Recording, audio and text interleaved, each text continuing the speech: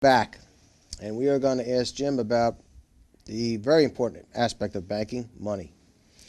Is community, do community banks have less money to lend than larger banks? I mean, this is a misnomer. People sometimes stay away from community banks. They want to deal with these larger banks as they figure they have more access to assets. Does that make sense? It makes sense. Not it's not actually true, but it does make sense, and people do perceive it that way at times. Banks have a lot of cash, and our bank has a lot of cash, as do the big banks and everything in between. It's really a question of where your focus is. Where do we want to lend money? Where do they want to lend money? Now, what we find is that when we're in the lending mode, when we're dealing with customers trying to borrow money, for the most part, we rarely run up against the really big banks in terms of competition. We'll run up against other small banks or some of the medium-sized banks, but our sweet spot for lending tends to be way below the radar screen for the big banks. Now, if you go into a large bank and want to borrow money, they're going to work with you to lend you money. But that's not where their focus is. They want to deal with bigger companies, bigger businesses for the most part. Our lending tends to range from anything on the low side to $200,000 or $300,000, on the high side $2 or $3 million on any particular loan. If we start exceeding that, every bank has a limitation in terms of the overall size of the loan. And that's a regulatory limitation. So the larger banks have higher limits, and then, is that right? Okay. Yeah. So based on the assets that you have under your umbrella. Okay. Exactly right. And so what happens is small banks, even though they compete with each other, if they have a customer who wants a particularly large loan, let's say someone wants to come in and borrow $5, $10 million from us, we can't accommodate that by ourselves.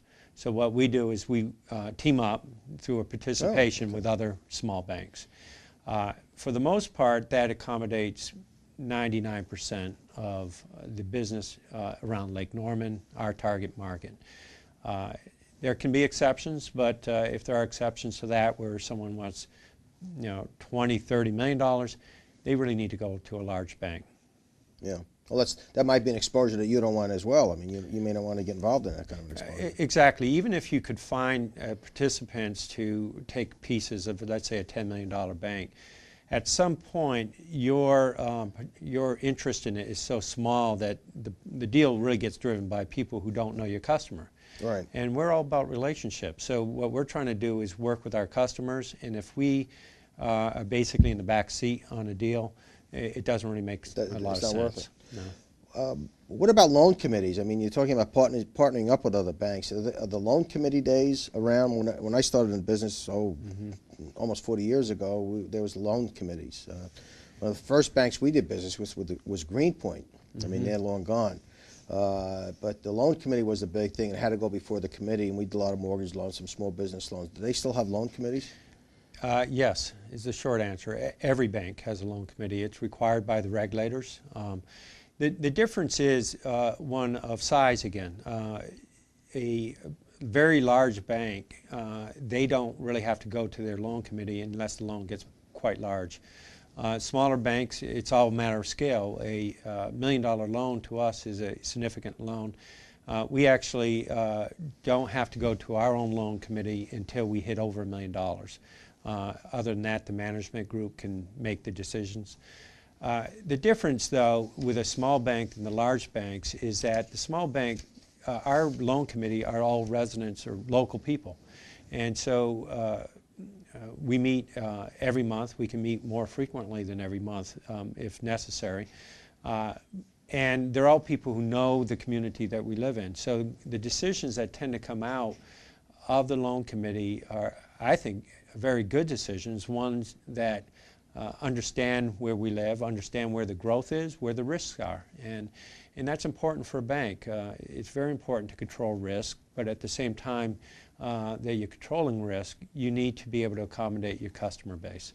So it's kind of a check and balance system too, where if you feel that maybe there's a little bit too much development going on in that area. I mean, the bankers will come in and say, well, we think we're kind of overextending the situation with the development. Because especially in the Charlotte area and in the suburbs like Cornelius and Mooresville and Davidson, there seems to be a lot of development. And I think, in my opinion, from my background as an urban planner up in New York, that, you know, they kind of put this kind of like the stifling activity to kind of control a little bit, because it just puts everybody in a bad position. It's just too much inventory right now. It's interesting that when you look at loan diversification and concentrations, that's a very hot topic with regulators at this point.